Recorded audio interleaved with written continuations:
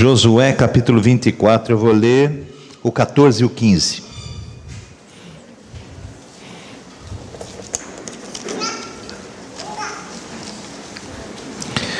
Diz assim a palavra do Senhor. Acharam aí, irmãos? Josué 24, 14 e 15, diz assim: Agora, pois, temei ao Senhor e servi-o com sinceridade e com verdade. E deitai fora os deuses, com letra minúscula aí, aos quais serviram vossos pais da além do rio e do Egito, e servi ao Senhor. Porém, se vos parece mal aos vossos olhos servir ao Senhor, escolhei hoje a quem servais, se os deuses a quem serviram vossos pais, que estavam da além do rio, ou os deuses dos amorreus em cuja terra habitais. Porém, eu e minha casa serviremos ao Senhor. Vamos repetir esse finalzinho aí? Porém, eu e minha casa serviremos ao Senhor. Deus, poder, abençoa agora a ministração da Tua palavra, que eu tenha a destreza de passar aquilo que o Senhor pôs no meu coração, no tempo hábil, de uma maneira abençoadora, para a minha vida e a vida dos meus irmãos, em nome de Jesus. Amém. Vamos lá, de novo, né? Agora, pois, temei ao Senhor e serviu com sinceridade e com verdade. Primeiro, não adianta você servir ao Senhor sem sinceridade e sem uma coisa chamada verdade. Nós cantamos um hino que diz assim: nós adoramos em espírito e verdade. O que é orar, agradecer ao Senhor e buscar e adorar o Senhor em espírito e em verdade? É que não há sombra de variação, irmãos. Você adora ao Senhor pela espiritualidade. Você não adora o Senhor porque Ele vai te dar dinheiro, você não adora o Senhor porque Ele vai te dar um carro novo, você não adora o Senhor porque Ele vai te arrumar uma namorada, você não adora o Senhor porque você quer um emprego, então por isso você adora. Você o adora pelo que Ele é.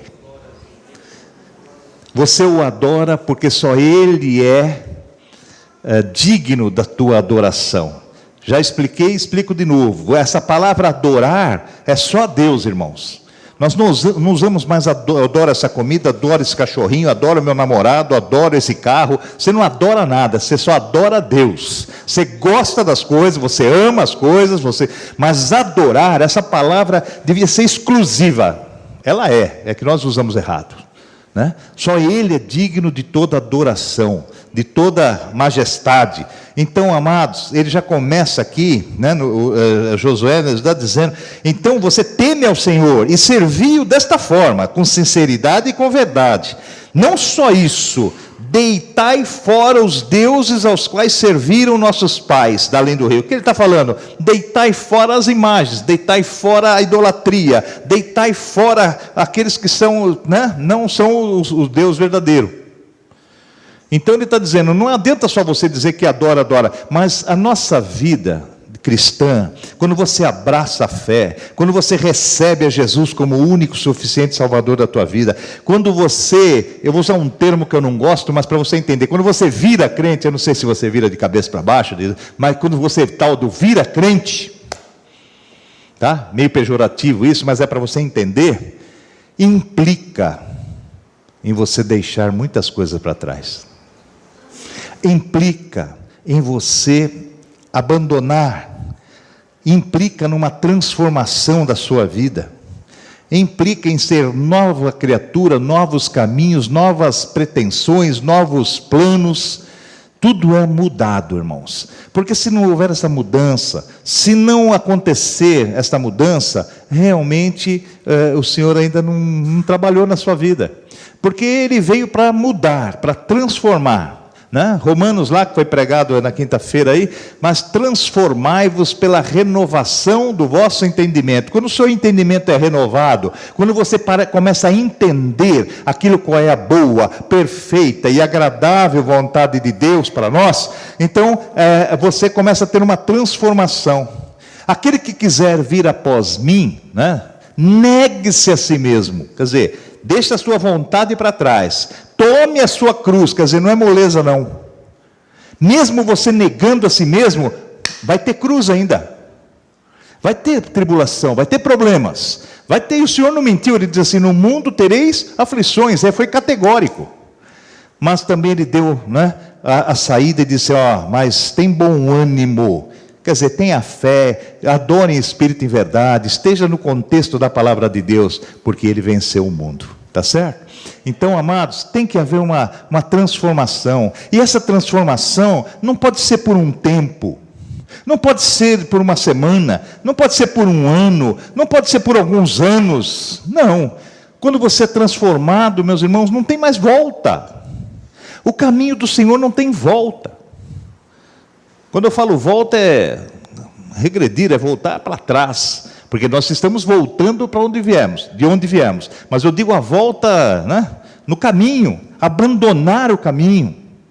A palavra é dura quanto a isso. Aquele que abandona o caminho, uma vez conhecendo e abandona, é como a porca que volta para o espojadouro de lama, ou como o cão que volta para o próprio vômito. Eu acho essa passagem da palavra de Deus, eu vou usar um termo chulo para você entender, a mais nojenta possível. Deus, ele mostrou a coisa mais pegajosa, não é? Que é o vômito de um cão e a porcaria do chiqueiro. Para qualificar quem? Bandido? Para qualificar quem? Prostituta? Para qualificar quem? Romanos? Não! Para qualificar aquele que larga, aquele que abandona. Olha só que coisa, que nós não atentamos para a profundidade das coisas que Deus tem colocado na nossa vida, tá certo? Continuando aqui. Deitai fora os deuses aos quais serviram vossos pais da além do rio e no Egito, e agora servi ao Senhor. Porém, se vos parece mal aos vossos olhos servir ao Senhor, quer dizer, se você não quiser, se isso não lhe interessa, se isso não preencheu o seu coração, se isso não alcançou a sua necessidade, porque tem gente que é assim, tá certo? Ele vem numa igreja esperando grandes milagres, porque é só isso que eles mostram na televisão. Tá certo? Acontece os milagres? Acontece, aqui também acontece. Só que não tem câmera aqui para nós ficarmos, né? Conta a bênção aí. Não tem isso aqui. Mas eu poderia contar pelo menos alguns dessa semana. Então, amados, veja bem o que acontece. Nós temos que estar preparados, nós temos que estar firmados, com uma certa convicção, porque se você achar que Deus para você é pouco ainda, eu infelizmente vou te dar uma notícia, eu não tenho nada maior e melhor para te dar. Não tem. Tem um hino que diz assim, não há Deus maior e não há Deus melhor. Sabe por quê que nós temos que dar o melhor para Deus? Porque Ele nos deu o melhor. Ele deu o seu Filho único, unigênito. Porque nós merecemos, porque nós éramos bonzinhos? Ao contrário, sendo nós ainda pecadores. Mas Ele amou o mundo não é o globo, o planeta, mas o mundo, a maneira, a sociedade, as pessoas. E Deus amou esse mundo, certo? De tal maneira que nós ainda não alcançamos. Nós tentamos imitar, nós tentamos chegar perto, mas nós não amamos como Deus ama. Eu não amo como Deus ama. Acredito que você também não ama como Deus ama. Você daria seu filho por um inimigo, por uma pessoa errada, mas nem para certinha você daria. Eu não daria para nada. Está me entendendo? Então, a proporção do amor de Deus é muito grande. E Ele está dizendo aqui, olha que coisa interessante. Porém, se vos parece mal aos vossos olhos, estou lendo o 15, servir ao Senhor, olha só o que Ele põe aqui, escolhei hoje. Está vendo aí? A quem servais? Não é escolher amanhã, não é escolher daqui a um mês, não é escolher na virada do ano que vem. Não, você vai falar de Jesus, a pessoa fala, eu sou muito novo ainda, deixa eu ficar um pouquinho mais velho, e aí eu abraço a fé e faço isso. Às vezes não dá tempo, né? Não dá tempo. Morre-se, basta estar vivo, não é isso que diz o ditado? Morre-se por qualquer coisa. Se não é enfermidade, às vezes um desastre qualquer, você sabe, Nascer só tem uma maneira, agora morrer tem um monte. Então, nós não podemos protelar, não podemos empurrar com a barriga, não podemos deixar para amanhã aquilo que podemos adorar em espírito e verdade hoje, transformar a nossa vida hoje, mudar agora aquilo que Deus tem para fazer na sua vida e na minha. O Senhor mudou até o nome, né, até o dia. Tem umas igrejas que adoram o sábado, tem outras igrejas tal que adoram o domingo, certo? Outros aí adoram outras coisas, coisas. Mas o Senhor diz assim: eu mudo o dia, eu determino um novo dia, e o nome desse dia é hoje. Hoje. Hoje quer dizer sempre. Amanhã é segunda, mas quando chegar amanhã é hoje. Então o Senhor está apto a qualquer momento a ser buscado. A qualquer momento. Tem algumas falhas na palavra de Deus aí, não na palavra de Deus, mas nos enunciados que vem em cima do texto. Por exemplo, o bom samaritano, isso não foi da palavra, isso puseram um título para a pessoa se localizar. Então isso não foi do Espírito, isso é o homem que pôs para facilitar. E tem algumas, né, para variar, alguns errinhos fatais. Por exemplo, está escrito lá quando está o Pai Nosso, né? Está escrito assim, a oração dominical. Quer dizer que você só pode orar o Pai Nosso no domingo? Percebe? Que é uma falha. Tá. Você tem lá a parábola dos 10 talentos, já viram? Já leram a parábola dos 10 talentos? Todos? A maioria já leu? Então você conta os talentos lá e vê quantos tem. Conta os talentos, você pega lá, abre lá e conta. 5, 2, vai contando. E vê se dá 10. Então, amados, tem algumas coisas. Eu estou falando isso porque aonde o homem põe a mão, tem erro. Quando nós queremos fazer as coisas pelas nossas forças, ou queremos realizar com a nossa inteligência, ou deixamos, deixa comigo que eu resolvo, essa história toda, tem erros. Tem erro. É fatal. Porque o homem falha, irmãos. Nós temos que entender que nós falhamos. E que essa falha pode nos causar problemas agora, hoje, daqui a pouco, ou amanhã. Então, quanto antes nós entregarmos a nossa vida, quanto antes nós entregarmos ao Senhor o nosso querer, o nosso efetuar, e dizer a Ele que estamos nas mãos dEle, que não é mais a minha vontade, mas é a dEle, que não é mais a minha vida, mas vivemos a vida dEle que Ele nos concedeu, muito melhor. Então, esse negócio de protelar e deixar para amanhã é errado, porque está aqui escrito aqui, decide hoje, é sim, sim, não, não. Não tem fora isso, irmãos. A quem você serve. Se os deuses a quem serviram vossos pais, quer dizer, da idolatria lá no passado, ou os dos amorreus em cuja terra habitar, ou esses mesmos que vocês estão agora, mas eu e minha casa serviremos ao Senhor. Ele já optou. Ele já escolheu. E o interessante aí, que ele diz assim, eu e minha casa. Quando nós lemos casa, quando nós lemos essa palavra, ela tem duas conotações. Ou a palavra está falando de casa mesmo, família, né? Ou ela está falando a sua casa espiritual. Tem algumas coisas que nós entendemos que o Senhor está falando da nossa casa espiritual, a casa onde Ele habita. Porque o Senhor não habita lá na tua casa. Ele habita na tua casa quando você está lá dentro. Se alguém saiu de casa agora e trancou a casa, você ora, fala, Senhor, coloca o teu anjo aqui para guardar. A gente tem que orar. São Paulo, então, tem que orar, sim. Então você ora. Mas ele não está mais lá dentro, ele saiu com você, ele saiu no teu coração, ele está com você aí. O Senhor não habita naquela casa, ele habita nesta casa. Mas a palavra quando o Josué fala aqui, eu creio que ele está falando da casa dele, né? Ele podia falar, eu e o meu coração, minha fé servirão, pode ser até ser, mas eu creio aí que aí é casa, é a constituição daquilo que Deus deu para ele de família. Então Então nós temos alguns textos que eu queria passar com vocês a respeito dessa história de casa, né? Quando o Senhor fala da casa. Por exemplo, vamos lá? Abra lá em João, Evangelho de São João, no capítulo 4, versículo de número 53. 4:53.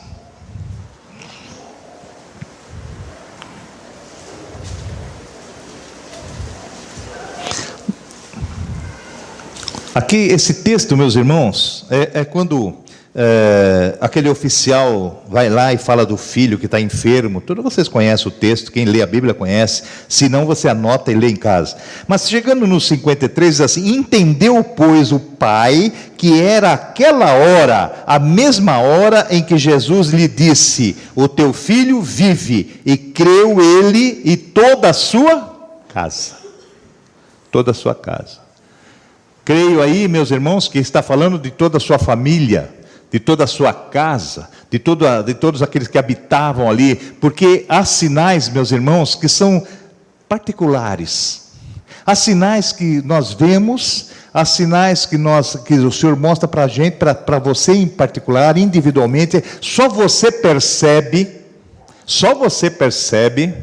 tá certo? Só você percebe o que Deus está te falando, E há sinais que por causa do movimentar do amor de Deus ali, da manifestação do Espírito, alcança como testemunha, alcança todos da sua casa.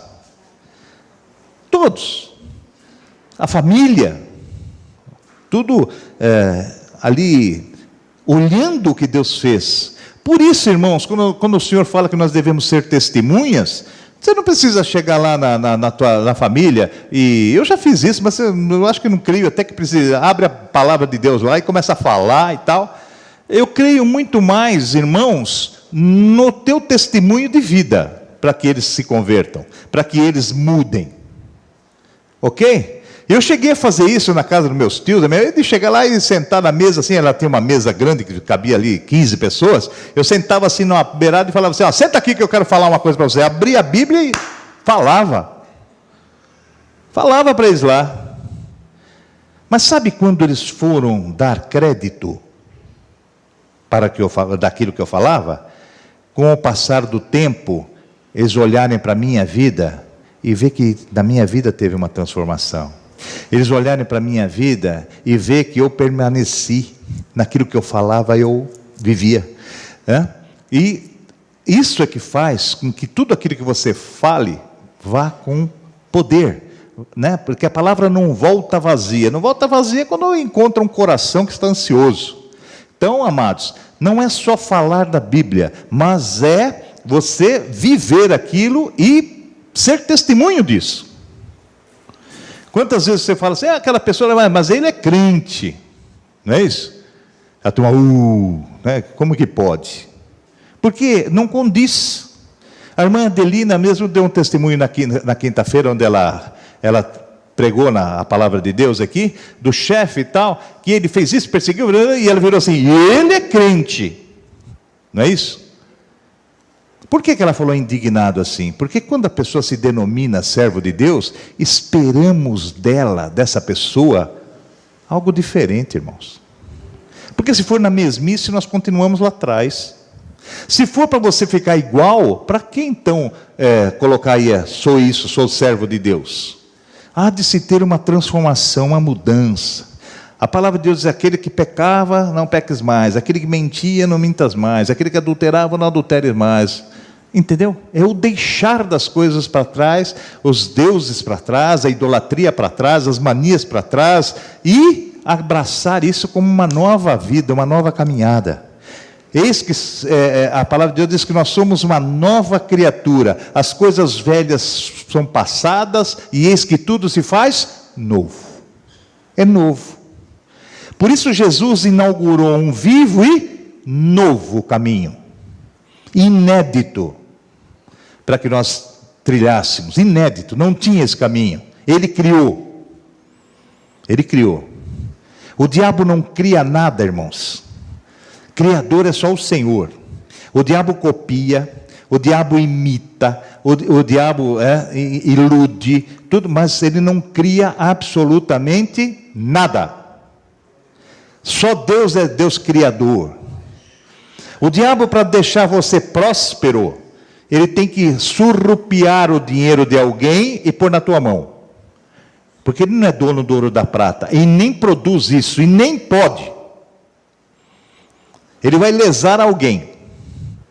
Deus, para te dar, não precisa lesar ninguém. Ele cria e te dá. Ele traz a existência e te dá. Então, essa é a diferença. Deus criador é aquele que pode fazer todas as coisas. Essa é a diferença básica, né, irmãos? Mas aqui ele está dizendo aqui no 53, entendeu, pois, o pai que era aquela hora, a mesma hora em que Jesus lhe disse, o teu filho vive, e creu ele e toda a sua casa. Atos 16, você vai andar um pouquinho na Bíblia aí, é necessário. Atos 16, tem uma passagem muito conhecida, né? A gente cita, às vezes não sabe nem onde ela fica. Fica aí em Atos 16. 16:31, diz assim a palavra de Deus.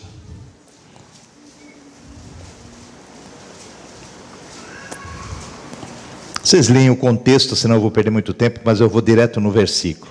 E eles disseram, crê no Senhor Jesus Cristo e serás salvo tu e tua. Olha que coisa. Mas então, pastor, então eles não precisam se converter? Não, precisam se converter.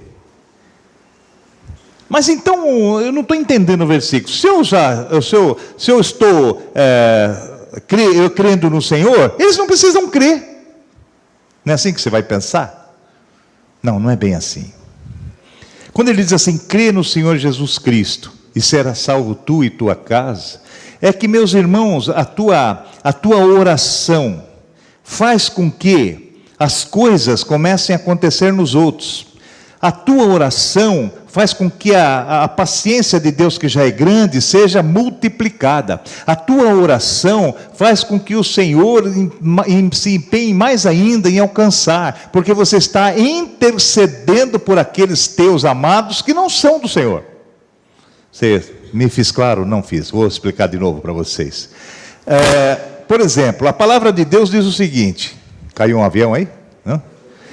A palavra de Deus diz o seguinte, meus irmãos. A palavra de Deus, ela menciona e diz assim, que eu também agora com esse barulho esqueci que eu ia falar. Ei, meu Deus do céu. A palavra de Deus diz o seguinte, se tiver um, eu não destruirei. Já leram isso? Na cidade. Senhor, se tiver 50, se tiver 50 eu não vou destruir. Senhor, e se tiver 10? Não, eu não vou destruir. E se tiver um? Também não. Então, na tua casa, se você, está firme lá, você mantém a sua casa de pé. Está entendendo o que eu estou dizendo? Não é questão deles estarem salvos ainda não, porque depende deles crerem. Mas você está entendendo que você está proporcionando para eles a possibilidade grande. Você está proporcionando para eles a voluntariedade que tem que bater no coração deles. Você está proporcionando para eles tempo pela tua oração. Quando você coloca cada um na posição diante de Deus, quando você intercede, quando você faz com compaixão, quando você testemunha, entendeu isso, irmãos? Não é que por causa que você crê que vão ser salvos, mas porque você crê, o Senhor não vai destruir até que eles abracem a fé, sabe? Abracem a fé, venham para o Senhor. Eu fui o primeiro na minha família, e olha que é grande, hein? Já tem um monte de crente lá já, graças a Deus. Mas ainda falta muito. Por que será o Senhor ainda não recolheu, não levou, não fez? Porque estamos clamando, Senhor, que nenhum parta sem a salvação, que nenhum dessa sepultura sem ter aceitado o Senhor no seu coração. E a gente está intercedendo por eles. Então, quando ele diz assim, é a tua intercessão. E a tua intercessão tem que ser a intercessão na oração, o seu modo de vida, o seu proceder, o seu falar, o seu agir e a sua fé. Mas os camaradas vão ficar pendurados na minha fé? Vai. Lógico que vai. É na tua, é na minha, é naquele que crê. É naquele que crê. Lembra quando levaram aquele doente na maca e desceram lá pelo telhado, tal, na presença do Senhor? E o Senhor diz assim, e vendo a fé deles, o Senhor viu a fé deles. Eu não posso ver, nem você, mas o Senhor viu. Então o Senhor sabe quanto a sua medida da tua fé, para você interceder pelos aqueles que estão perdidos na tua casa. O que eu estou dizendo com tudo isso, é que você não desanime. Não pare de orar. Não pare de clamar, não pare de colocá-los na presença de Deus. Ah, tem uns aí que a gente fala, né? Cunhado, essas coisas assim, né? Você fala assim, mas não devemos fazer isso não. Devemos orar, para que eles recebam. Eu sempre digo à igreja e repito agora, a única maneira do seu inimigo ficar do teu lado, é ele passar para o teu lado, certo? O inimigo, você não faz acordo com o inimigo. Você não faz conchavo com o inimigo. Ou você passa para o lado dele, aí fica amiguinho, ou ele passa para o seu, aí fica junto. Como nós não vamos passar para lá de jeito nenhum, ele tem que vir para o nosso lado. E só vem se alguém clamar. Só vem se alguém interceder. Só vem se alguém colocar o nome dele no trono. Porque o diabo coloca o nosso no terreiro toda vez. E nós precisamos colocar os nomes dos amados no trono de Deus, para que eles possam receber, né, do Senhor a porção que o Senhor tem para cada um deles, certo? Então será salvo tu e tua casa, entendeu aí? É a tua oração. Eu tenho um lá miserável, camarada, né? Pau d'água miserável e bebe e faz, não sei o que, não morre, aquele cara não morre porque você está orando, meu. E Deus está dando chance para ele. Enquanto a tua oração estiver no trono de Deus, você, nós temos a responsabilidade de brilhar aonde não tem luz. Brilhar dentro da igreja é uma beleza. Tudo é fácil. Eu estou falando uma linguagem, você está entendendo, você está concordando, você já leu na palavra, mas vai pregar isso fora. Primeiro é que eles vão achar nós todos metidos, altivos, né? Que aos olhos deles, é isso mesmo. Antes de me converter, eu queria dar pedrada nos crentes. Não gostava dessa raça de jeito nenhum. Achava eles altivos. Vou ser mais enfático ainda. Não sei se você... Eu achava eles covardes. Porque nós estávamos jogando bola lá, saía briga, nós todos os machões, vamos brigar. Os que eram crentes pegavam e saía, não se metia nisso. E a gente ficava mordido e falava assim, pô, não é possível que os caras vão deixar nós apanhar sozinhos aqui, foram embora. Achava eles covardes.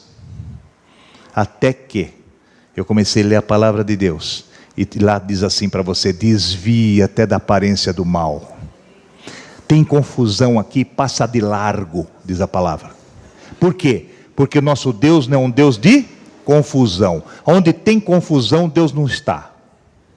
Não é de confusão. Pastor, eu estou aqui, você quer que eu ore para quê, meu irmão? Eu não sei, eu estou confuso. Eu já começo a tremer na base, então Deus não está aí. Então, espera aí. Porque você pode vir a pedir uma oração, mas você está consciente daquilo que você está passando. Você está consciente daquilo que você vai pedir. Você está consciente que Deus tem para te dar a solução. Agora, quando você vem confuso, é porque o diabo já misturou o teu coração com a tua razão, já misturou a tua cabeça com outras vezes, sabe? Fez um rebuliço, turbou o seu coração, como diz a palavra, para usar um termo bíblico. Então, onde tem confusão, pastor, eu tenho uma sociedade, mas aquilo é uma confusão, cai fora. Deus não está no meio da confusão. Deus está no meio da tribulação, é outra coisa. Tribulação é uma coisa, luta é uma coisa, você precisa ser vencedor e tal, e resolver o problema, é outra coisa. Mas confusão, quando você vê, por que é confusão? Porque ninguém entende ninguém. Um grita mais que o outro e gritando, perdeu a razão. Então onde tem confusão, Deus passa de largo. Está entendendo? Aqui ele diz que será salvo tu e tua casa.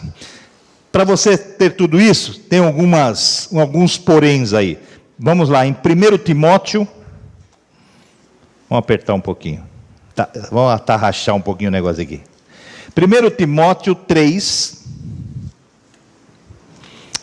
versículo de número, eu vou ler do 1 ao 4. 1 Timóteo 3, do 1 ao 4. Acompanhe aí, por favor. É fácil achar Timóteo, hein? Esta é uma palavra fiel. Olha só. Se alguém deseja o episcopado, excelente obra deseja. Vou explicar. Convém, pois, que o bispo seja irrepreensível, marido de uma mulher, vigilante, sóbrio, honesto, hospitaleiro, apto para ensinar, não dado ao vinho, não espancador, não cobiçoso de torpe ganância, mas moderado, não contencioso e não avarento. Olha o 4. Que governe bem a sua própria casa, tendo seus filhos em sujeição, com toda a modéstia. Que texto esse, hein? Parou para pensar um pouquinho o que está escrito aí? Aquele que deseja o episcopado. O que é o episcopado? É o pastorado, é a liderança. Ah, pastor, mas isso não me passa pela cabeça. Não passava pela minha também. De jeito nenhum. Não passava. Primeiro dia que eu entrei na igreja de Pinheiros, o pastor Rubem, que o pessoal conhece aqui e tal, veio e me cumprimentou, porque a pessoa que me levou, me apresentou, falou, esse aqui é o pastor Rubem, não sei o quê, ele era gerente, diretor de um banco aí, antigo e tal, esse aqui é o pau, apresentou, ele segurou na minha mão, primeiro dia que eu fui lá, eu vinha da Umbanda, irmãos, né? Ele pegou na minha mão e falou assim, você vai ser um pregador, aqui, naquele púlpito lá. Eu olhei e falei, esse cara está louco. Esse camarada, né, não está batendo bem. No primeiro dia, irmãos. E ele não errou. Então, não foste vós que me escolhestes, mas eu escolhi a vós, diz o Senhor. Irmão, vou dizer uma coisinha para você. Vou dizer uma coisa para você. Não adianta você espernear. Não adianta você espirrar para lá ou para cá.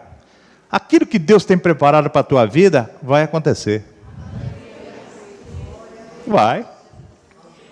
E se você deseja o episcopado, eu nem falo, aquele que deseja então, amém. Isso aí é líquido e certo. Mas aquele que vem disso, mas só que tem algumas coisas aqui. Tem algumas coisinhas aqui que convém e é necessário, não é? Olha o versículo 2. Dizem, convém, pois, que o bispo, que o pastor, que o líder, que, sei lá, presbítero, seja lá o que for, seja, primeiro, irrepreensível. É difícil você ser irrepreensível. Chegou uma hora que o apóstolo Paulo chegou para Pedro, né? E falou firme com ele. E disse assim, olha Pedro, porque você é passível de repreensão. Muitas vezes nós somos passíveis de repreensão. Depende de como você recebe. Depende de como você aceita. Depende de como você se coloca nisso. Porque Deus nos repreende em todo momento, mas Ele repreende, Ele exorta, Ele, né? Castiga o filho que ama. Eu não gosto dessa palavra muito castiga, porque não é nesses termos. Mas Ele se preocupa com o filho que ama. Então nós temos que ficar atentos nisso, porque de repreensão nós somos sujeitos. Mas Ele está dizendo irrepreensível é aquele que pelo menos tenta. É aquele que pelo menos muda. É aquele que pelo menos se coloca diante de Deus para obedecer. Se consegue ou não, aí Deus diz assim, eis que te ajudo. Mas precisa partir do nosso coração à vontade. Porque Deus, com todo o poder que Ele tem, Ele não atropela o nosso coração. Deus não sabe, e eu não posso pegar, rachar sua cabeça e colocar a Bíblia dentro aí, de maneira nenhuma, porque a própria palavra me ensina que não é por força nem por violência, mas é pela minha palavra, quer dizer, é a palavra. Não sou eu que vou rachar sua cabeça e colocar a Bíblia, é essa palavra que vai fender, e a palavra vai penetrar como, né, uma espada de dois gumes. Quer dizer, ela corta dos dois lados, e ela vai até, e ela não é rasa não, ela vai até as juntas e medulas, é até lá dentro. Porque todo crente, meus irmãos, ele muda de dentro para fora. Todo crente muda de dentro para fora. Ninguém muda de fora para dentro. Seria o seguinte, ninguém muda só de aparência, o que é fora é aparente, o que é dentro ninguém vê, mas o que é fora é aparente. Aí vem a palavra aparência, quer dizer, aquilo que os outros enxergam. Então, quando você muda de fora para dentro, você muda primeiro o quê? A aparência. Né? E a aparência, meus irmãos, é uma coisa terrível. Pior do que a mentira é a aparência da verdade. Sabe esse negócio de meia verdade? É pior do que a mentira. Está entendendo? Então nós não devemos, muda o estereótipo, muda, sabe? Você não é um servo de Deus, porque você passou a vestir uma roupa diferenciada. Você não é servo de Deus que cortou o cabelinho daquele jeitinho e tal, e põe a Bíblia debaixo do braço, usa paletó xadrez e gravata listrada. Não é por causa disso. Você mudou porque Deus mudou o seu coração. Primeiro ocorre lá dentro, para depois você mudado. Primeiro você aceita Jesus, e Ele entra no teu coração. E aí de dentro para fora Ele começa a mudar. Por quê, hein? Quando Ele faz isso não dói. Quando Ele faz isso, Ele não impõe. Quando Ele faz isso, Ele não obriga. Não, Ele vai mexendo com você e você vai aceitando. Você vai mudando. Você mesmo vai se transformando. E você percebe. A gente percebe nos nossos atos. Nós percebemos nas nossas atitudes. Nossas atitudes. Tá? Me fechavam no trânsito, eu descia para brigar. Né?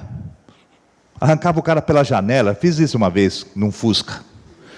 Tirei o cara pelo colarinho, pela janela assim do Fusca dele. E daí? Hã? Não, porreta eu não vou contar hoje. Vou contar.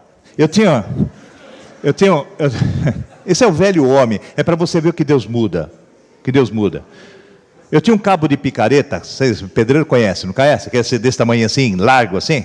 Eu fiz um furo, assim, passei uma cordinha, que é para não escapar da mão, sabe? Porque um porrete que não escapa da mão não vale nada, não é verdade? Então eu passava a corda aqui, né, para manuseá-lo bem. E brigava com essa porcaria, irmãos. Eu ia falar indígena, coitado dos índios, né? Eles são pacíficos. Né? Isso é um absurdo. Mas como é que você vai mudar? Quando você perde a força aqui, e tem a força aqui, e aqui. É quando você muda o foco da tua força. O foco. A oração. Melhor do que um murro que você dá na cara de um cidadão, é orar por ele. Ele vai ser mais tocado do que você vai. Mas não mais do que o murro? Vai. Porque o murro vai fazer um hematoma e depois passa. Mas quando você toca com a palavra, ela fica lá dentro. E ela vai modificando o cidadão. Isso acontece, irmãos. Eu não estou contando história de carochinha. Eu estou contando, brincando, não. Estou contando as verdades minhas para que isso sirva para mostrar para você que muda. Que muda. Que é outra coisa. Que é outro procedimento. Sabe, irmãos? Hoje eu perdoo mais coisas que eu não perdoava antes, de jeito nenhum. De jeito nenhum. Eu não concebia na minha vida algumas coisas que hoje eu tolero, eu mudo, eu corro as 2 milhas necessárias. Mas é Deus que vai mudando, não é porque eu sou bonzinho, é porque Deus vai mudando. Quando Ele entra no teu coração, primeiro, Ele precisa ter lugar aí no teu coração, na tua casa. A tua casa não pode ser um cortiço, não tenho nada contra cortiço, estou dizendo para vocês localizarem. Por quê? O que é o cortiço? O cortiço é onde mora um monte de gente, tudo pertinho ali, junto, não é isso? O nosso coração, meus irmãos, é um cortiço espiritual. Nós temos aqui avareza, nós temos aqui ódio, nós temos aqui vingança, nós temos aqui um monte de outras coisas que eu poderia fazer uma lista desse tamanho aqui. Soberba, um monte. Está inundado o nosso coração disso. Mas quando o Senhor entra, eu não posso tirar isso do meu coração, eu não consigo. E primeiro que o diabo começa a criar situações que você tem recaída. Você tem recaída. Ele cria situações que você fica envolvidos nisso. Envolvidos. Ok? Eu contei à igreja e a minha família disse que eu não posso contar essas coisas, que a igreja pode tomar por um lado errado. Mas eu creio que a palavra é elucidativa. Né? A gente tem recaída, eu tenho recaída, vocês têm recaída. Como é que a gente vai medindo que a gente está melhor perto de Deus? Quando as recaídas começam a ser bem espaçadas, assim, né? E você começa a acertar mais do que erra. Mas a gente erra ainda. Por isso que até hoje, Jesus lá, sentado à direita do Pai, fala assim, olha, esse erro também, quando você o aceitou, verdadeiramente o adorou em espírito e verdade e o aceitou, ele vira para o Pai e fala assim, por esse pecado eu também paguei, Pai. E isso é intercessão. Isso é a nossa justificação. Está entendendo? Então, mas errar, a gente tem recaídas. Eu contei uma vez aqui, e vou repetir, e é verdadeiro isso aí. Era aniversário de morte da minha mãe. Minha mãe morreu em 1983, com 43 anos. Então, quantos anos faz isso, Eliane? Ô, tia, quantos anos faz? 83, faz a conta aí, vocês são bons de matemática?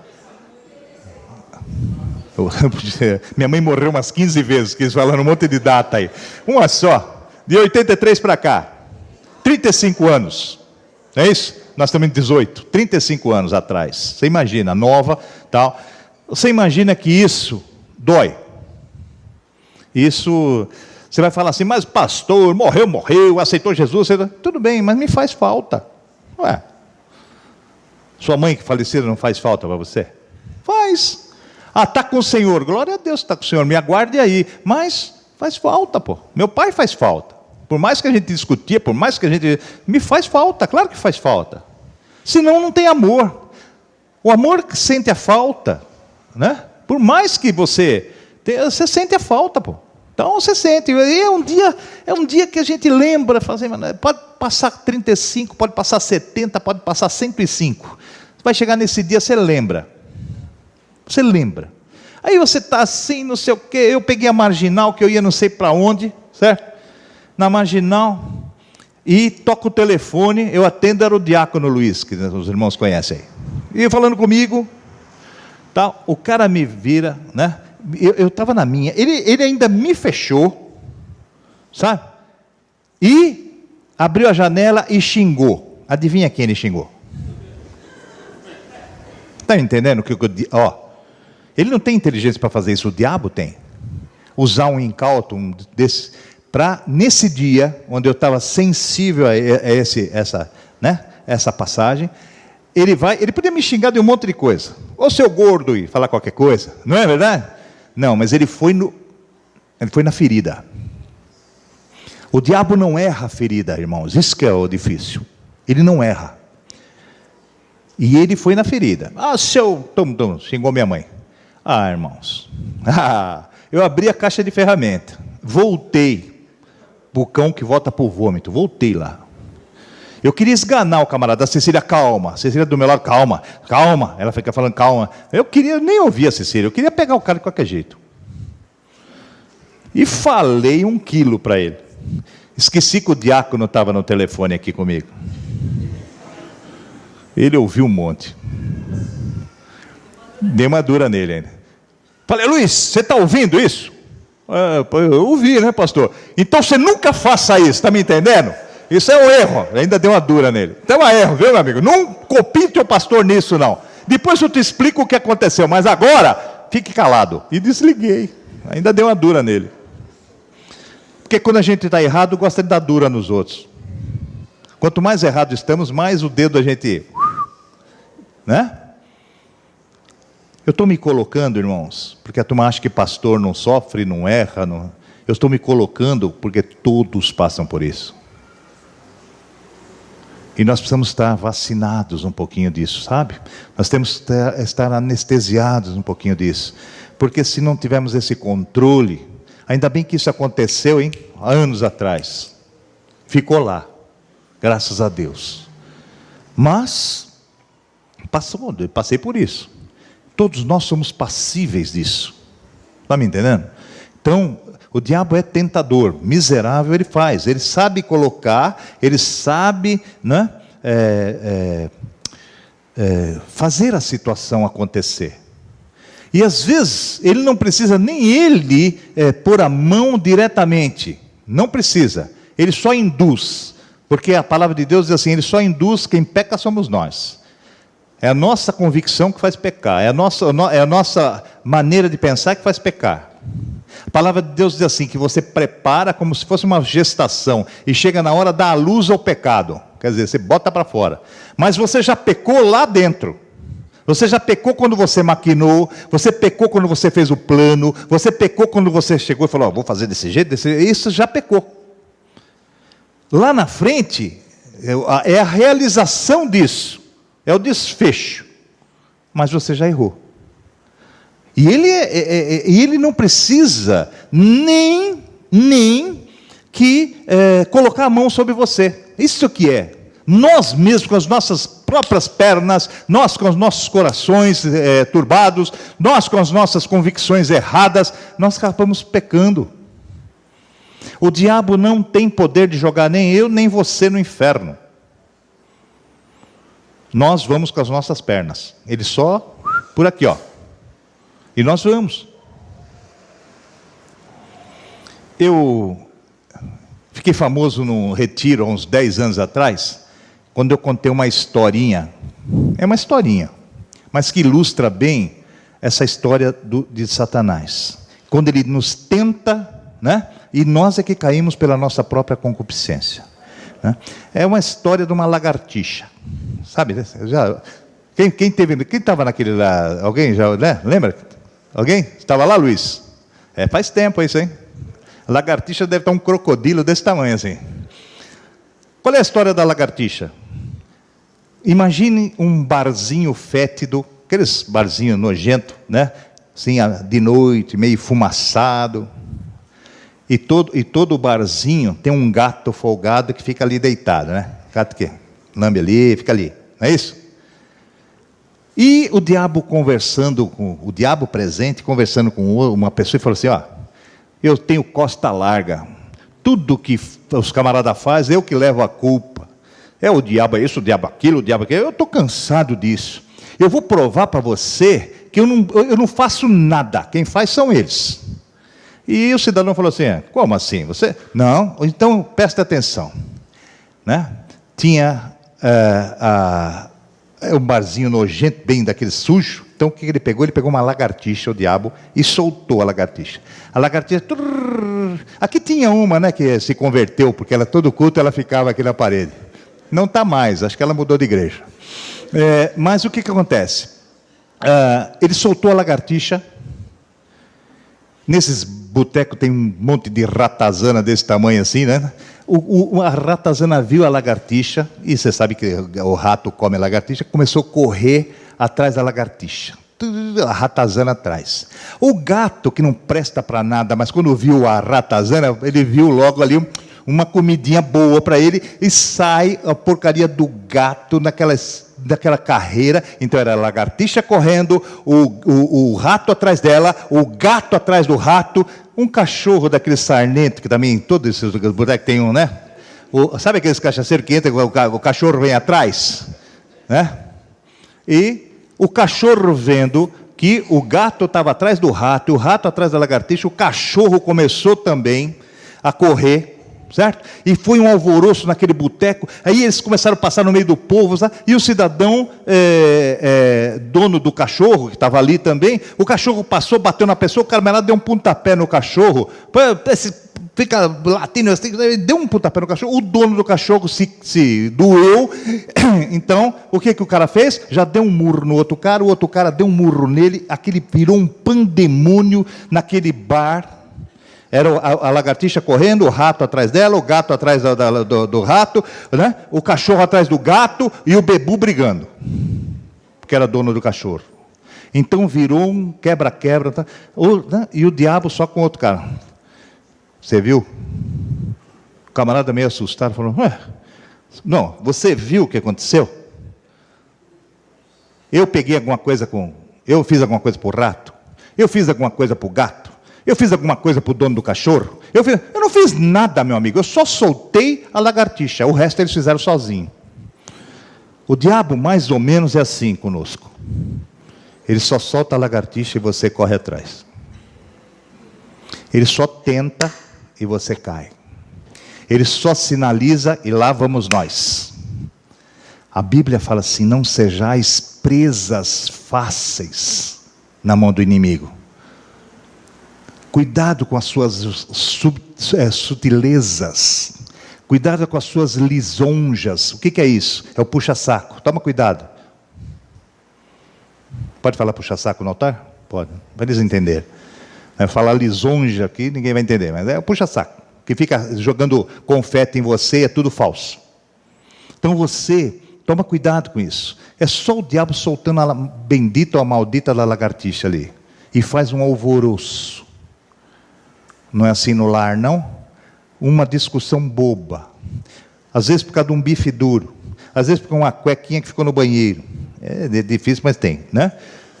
Ou às vezes porque você esqueceu de fazer qualquer coisa. Só começa com a lagartixa. Mas aquilo toma um vulto, irmãos. Aquilo toma uma proporção, né? E o diabo só assiste. Faz seus trouxas, eu só soltei a lagartixa, seus bobões. Vocês que estão fazendo aí. E sabe do que eu penso? Ele está certo. A Bíblia é sábia, ela diz assim: você, cuidado, porque uma fagulha incendeia uma floresta. Então, casais, irmãos, seja o que for que você tenha essa contenda, quando está na fagulha, é fácil. A fagulha é fácil. O incêndio você precisa chamar o bombeiro, né? Geralmente é o Senhor Jesus que vem para apagar isso. Mas antes o pastor vai e se queima. Depois vem, não dá certo, vem Jesus, né? Mas o que acontece? A fagulha é fácil. Tá a fagulhinha ali, você chega assim, ó, assim fazia, e ela apaga. Mas o que tem que ver isso espiritualmente com a encrenca? Está falando, ó, eu não vou discutir com você agora não, tá? Depois eu vou orar, tá? Deixa, faz isso, ó.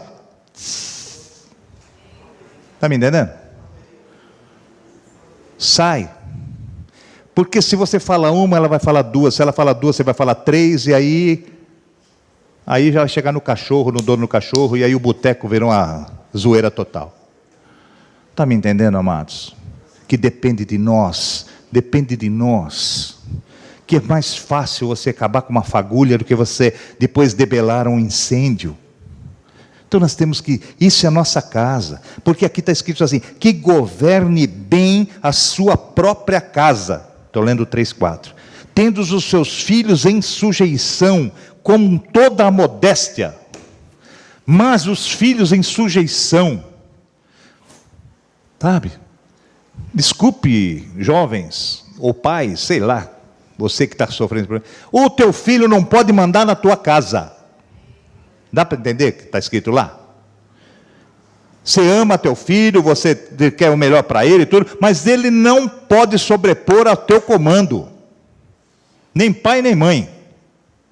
Não pode. Porque você precisa governar bem a sua casa.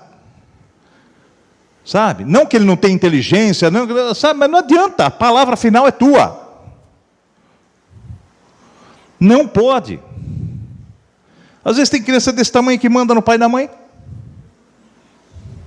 O pai e a mãe faz um plano de fazer um negócio, de comprar uma coisa, sabe? Eu trabalhei no shopping Eldorado 2 anos lá. Nesse shopping aqui perto da Marginal, aqui, o Eldorado. Trabalhei 2 anos lá. Irmãos, todo dia tinha isso. Se você já deve ter visto esporadicamente quando você vai, mas eu trabalhava lá, todo dia via isso. Sabe? Todo dia. O pai e a mãe não sabendo que atitude tomar, e o naniquinho desse tamanho assim, rolando no chão, gritando, e os pais com vergonha, não, eu quero, fica quietinho, o papai, não, aí o pai pegava a segurar, você está me apertando, você está me machucando, e vai formando aquele monte assim no shopping para ver o espetáculo. E o molequinho mandava, o menino, mas crianças pequenas. E você vai dar uma dura e fala assim, você está me apertando, ele está me apertando. Só falta ele chamar a polícia. Faz um escândalo. Mas começou no shopping? Começou lá em casa. Eu não estou falando para você espancar teu filho, nem prendê-lo no pé da mesa. Não estou falando isso. Eu estou falando que o seu proceder, olha só onde eu vou chegar, a sua conduta, certo? O seu modo de tratar a esposa, o marido, a sua conduta, seja moral, seja social, seja de qualquer algo possível, o filho precisa ver e saber, não, peraí, ele está fazendo direito. Então, você fala que a criança não pensa isso? Lógico que pensa. Lógico que pensa. Claro que pensa, não há dúvida. Pai violento, o menino vai ser violento. Mãe dispersa, a menina, nem a roupa íntima dela vai lavar. Não sei porque eu estou falando, entrei nisso hoje aqui. Entrei no areião aqui, que vocês, né? Todo mundo dá 5 olhão para mim. Mas, irmãos, sim ou não? Falando demais? Como fazer isso? Pegando e espancando? Chicote? Não. Teu procedimento. Aonde a criança, o filho, ou seja, já jovem, adolescente, burro velho, vai olhar para você e vai ver que você não faz isso. Então ele não vai fazer.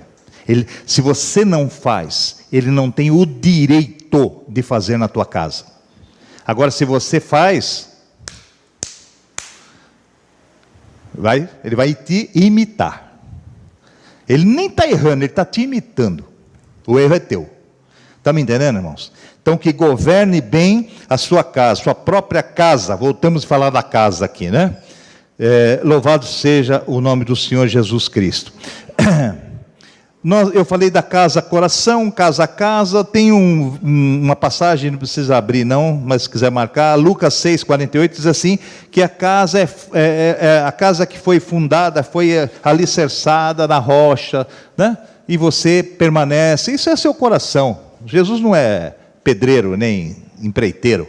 Ele está falando da sua fé. Se a sua fé é baseada em Jesus Cristo, se a sua fé é baseada na principal pedra de esquina que é Jesus Cristo, o fundamento que é Jesus, vai vir o temporal. Quando vier o temporal, ele não disse se vai vir ou não, ele falou que quando vier, vem. Então você não pensa que não vai vir temporal na sua vida, que vem. Vem o temporal. Mas se você estiver com a sua casa alicerçada na rocha que é Jesus, o temporal não te derruba.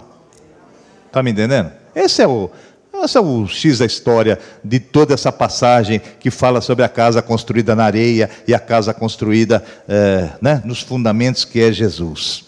Agora, nós temos a nossa casa e o Senhor tem a casa dele também. Querem ver? Lucas 19, por favor, já vou terminar. Vou dar mais 3 pregações para frente aqui, mas tudo bem, vamos lá. Lucas 19,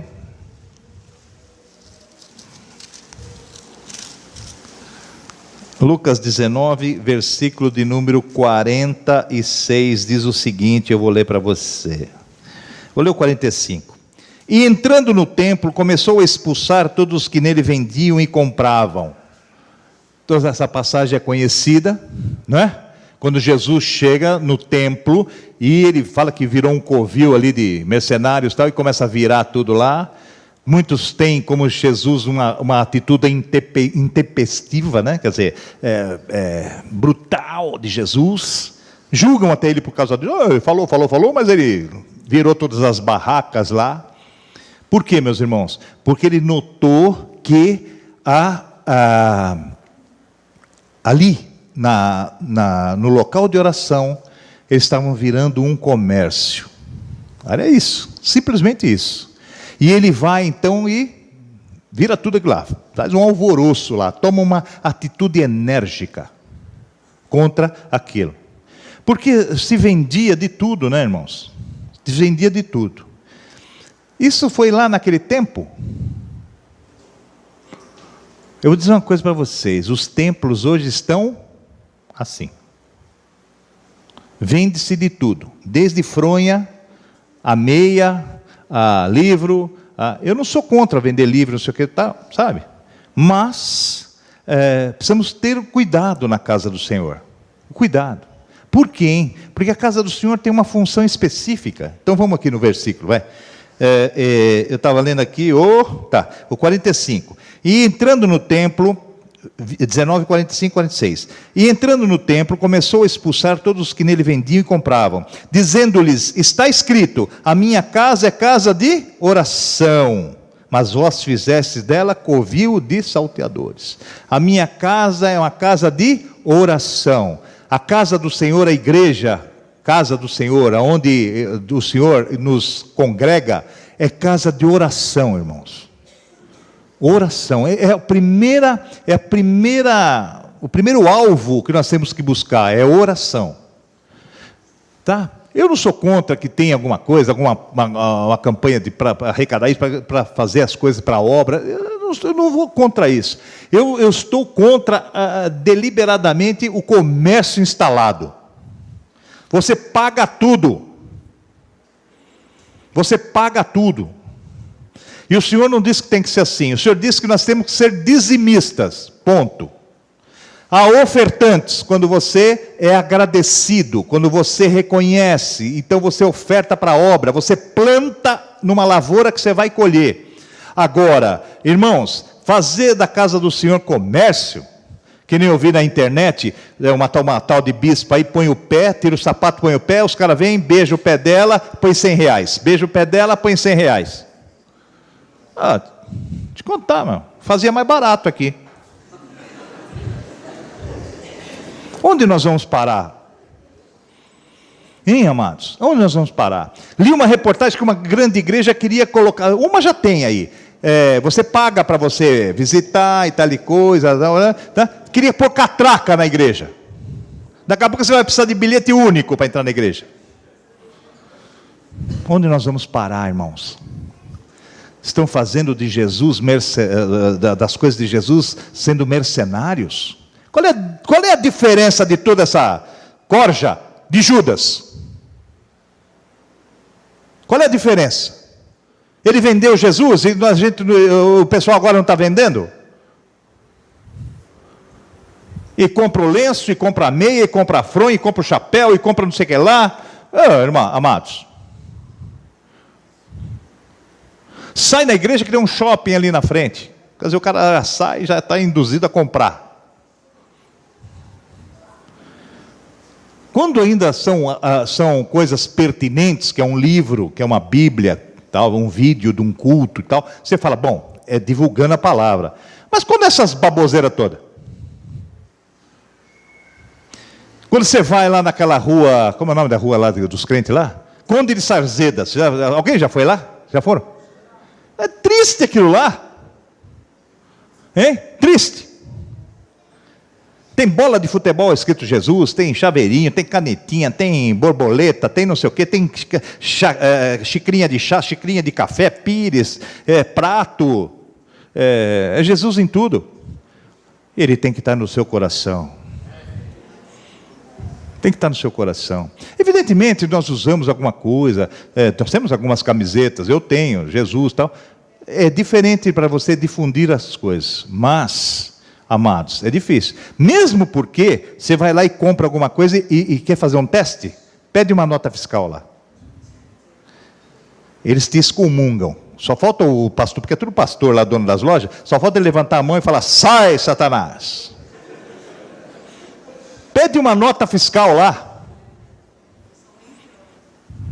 Não, peraí que eu vou buscar. O cara some uma hora, você desiste porque você está esperando, vai embora, e anota. Ou se não, ele traz uma notinha do que você comprou, você demora uns 40 minutos, ele sai e volta com uma notinha, sem vergonha. Você olha lá, casa não sei das quantas, você fala: mas não tem nada a ver com isso aqui. Dá a Deus o que é de Deus, dá a César o que é de César. Isso é testemunho? Não. Não é. A casa é a casa de oração. Mas o que nós dependemos do Senhor? Sim, cantamos isso agora. Segundo Crônicas, mais um pouquinho só, já termino. Agora eu falar a terceira vez, eu termino mesmo. Segundo Crônicas 5, versículo de número 14, diz o seguinte. Ele vem falando da arca, vem falando dos sacerdotes, do santuário aqui, né? E no 14 ele diz assim: e não podiam os sacerdotes ter-se em pé para ministrar, por causa da nuvem, porque a glória do Senhor encheu a casa de Deus. A glória do Senhor enche a igreja quando o seu coração está preparado para isso. A glória do Senhor enche a tua casa quando você está na presença dEle. Certo? A glória do Senhor tem que encher a casa.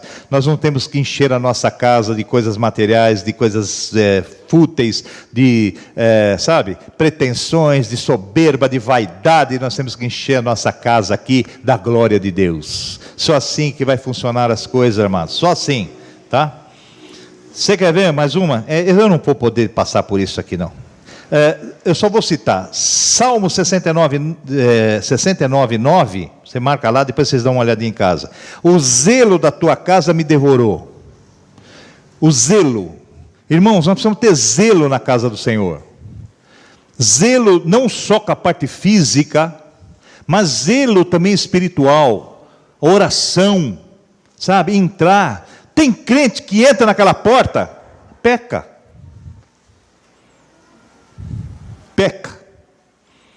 Já veio meio pecaminoso, mas entrou ali, é a pá de cal. Por quê, hein? Porque veio um irmão e fala: sabe o que aconteceu da igreja? E pronto, juntou, pecou. Nada que preste sai ali. Entrou, julgou. Ih, olha quem está lá, olha aquele, que é aquele que vai pregar, olha quem está louvando. Pecou.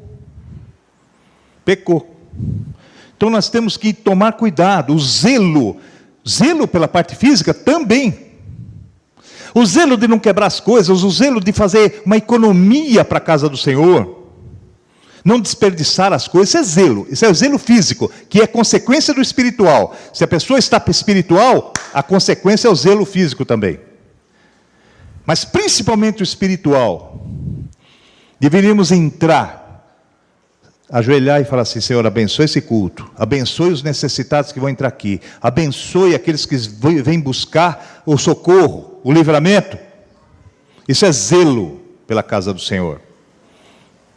Tá? Só mais uma para terminar, isso eu quero que vocês abram, por favor. Malaquias, você já sabe até que eu vou falar, né? Malaquias 3.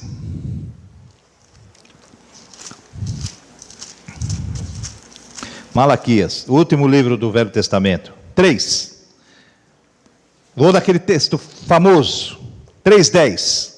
Diz assim: trazei todos os dízimos à casa do tesouro, para que haja mantimento na minha casa, e depois fazei prova de mim, diz o Senhor dos Exércitos, se eu não vos abrir as janelas do céu, e não derramar sobre vós uma bênção tal, que dela vos advenha a maior abastança. Pastor falou de mercenário, você já vai falar de dinheiro? Não, eu vou falar de bênção para você, não vou falar de dinheiro. Eu vou falar de obediência, eu vou falar de fidelidade. E vou ensinar uma coisinha para vocês, que eu também, lá em 1900 e bolinha, também errei em algumas coisas. Errei. E eu quero, no meu erro, depois do entendimento da palavra, passar para os irmãos isso. Eu já ouvi de um monte de crente, já é de casa já, hein? Fala assim, ó, é o seguinte, eu peguei meu dízimo, né? E o senhor me tocou de pegar meu dízimo, não levar para a igreja não, pegar e dar na mão do irmão. Que bondade. Primeiro, Deus não falou isso para você, porque Ele não pode ir contra a palavra dEle. Que Ele diz aqui, trazei, o quê, hein? Trazei todos os dízimos à casa da igreja. Se a igreja tiver que ajudar, ela vai ajudar, na direção do Senhor. Mas se eu quiser ajudar o irmão, dá do teu, não é o dízimo. Você ajuda, eu ajudo razoavelmente, mas não tiro do dízimo, tiro do meu. Tá certo? Então é um erro, que você fala assim, mas tem a contrapartida, E uma vez eu literalmente tombei do cavalo, né? Quando eu fui com o irmão. Foi numa época, o Valtinho nem era nascido, a gente era recém-casado, uma época que eu estava desempregado, uma época que eu estava, sabe, assim, muito, né? E eu tinha amizade com um pastor, que hoje ele é pastor lá na Bahia. Ele era cabeleireiro, trabalhava no Jacques Janine, naquela época, né? E ele conhecia umas madames que iam lá e tal e coisa. Uma vez nós fomos pregar na casa de uma milionária aí, e a Xuxa ia lá, a gente ia pregar para ela, ela ligou na hora dizendo que teve um imprevisto, eu sei o imprevisto dela, né? E não pôde ir. Então, nesse nível que ele mexia e tal. Mas ele trabalhava nesse Jacques Janine e tal, e um dia eu estava no culto, que eu ia pregar no culto dos jovens, que eu pregava todo sábado nos jovens, né, em Pinheiros, e ele chegou assim perto de mim, ele meteu a mão no bolso, assim, irmãos, e tirou... Já viu o dinheiro de cachaceiro, que é tudo, sabe? Ele tirou um monte assim, enfiou no bolso do meu paletó e falou assim, você não reclama, você não recusa, isso aqui Deus mandou fazer. Você estava lá, né? E tinha desde nota de 1 naquela época, né? Até nota mais... tal, eu pus aquele monte assim, ficou gordo o meu bolso. Veio em boa hora para mim? Veio. Então é de Deus, pastor, o que você está falando? Não, vou te explicar. E eu fui falar com ele. Falei, Paulo, o nome dele era Paulo. Paulo, lembra do Paulo Carolino? Lembra, né? Do nosso tempo lá. Paulo, não é isso não. Eu sei que você quer me ajudar, eu sei que você tem boa vontade, mas, irmão, a palavra diz isso aí. E eu mostrei para ele. Ele falou assim, irmão, fique tranquilo, isso não é do meu salário está dizimado, isso foi a gorjeta que eu ganhei hoje. Você está entendendo? Ah, mas isso é ganho, mas entende que ele continua fiel naquilo que é dele. Ele plantou outra coisa. Quando você planta aquilo a mais, você planta aquilo que é seu, você não vai tirar aquilo que é do Senhor. Ele falou, isso já está dizimado, já tirou o dízimo disso aí. Ele quer dizer, eu estou dando o meu. Foi mais bênção para ele, né? Bênção para mim. Quando você faz as coisas direitinho, dentro da palavra, é bênção para os dois lados. Está me entendendo? Então, amados, não, é errado isso. Se você tiver que fazer, faça da maneira certa. O dízimo é colocado na casa do tesouro. É o Senhor que administra. Não é nem o pastor não, porque às vezes tem coisa que eu faço aqui que eu por mim não faria. E é feito, né? Agora, quando você quer do seu, o problema é seu, você está plantando, você está ajudando, e a palavra de Deus diz que é bênção na sua vida. Mas não do dele, do seu. Não estou falando isso visando dinheiro, irmãos, para as nossas visitas, eu nunca falo de dinheiro aqui, estou falando hoje. Mas entende isso? Eu estou explicando e ensinando para você, seguir a palavra. Seguir a palavra. Dízimo é dízimo, oferta é oferta. Oferta você dá para a igreja, oferta você dá para um irmão, oferta você dá para um, sei lá, você sustenta um, como é que fala? Um missionário. Você faz o que você quiser com o seu.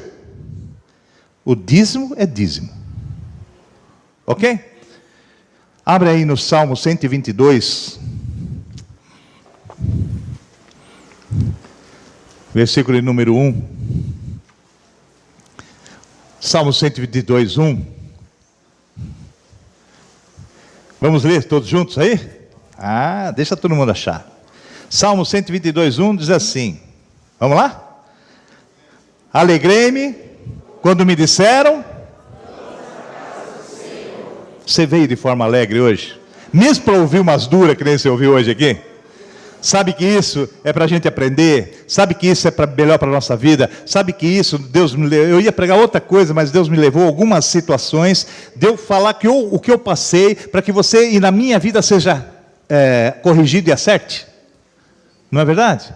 Então, amados, alegrei-me quando me disseram, vamos à casa do Senhor. Se você não vier com alegria, mesmo que você esteja aflito, tem muita gente aflita. Mesmo que você esteja agoniado com problemas, e tem gente assim dessa forma aqui, mas você não pode perder a alegria dos salvos.